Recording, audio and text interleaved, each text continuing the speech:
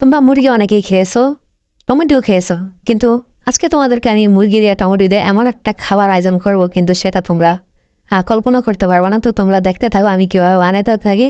তো আমার সবকিছু মুড়িগুলা দিয়ে রেডি করলাম। এখন মুড়িগুলাকে ভালো করে করতে হবে, এগুলার ভিতরে যে মশলাগুলা ঢোকে, আর মশলা না ঢুকলে এগুলা, তো এই জন্য আমি এগুলাকে রেডি করতেছি এবং আমার রেডি এগুলো। এখন আমি টমেটোগুলাকে সিদ্ধ করব। তো সিদ্ধ করব, সিদ্ধ করে সিদ্ধ।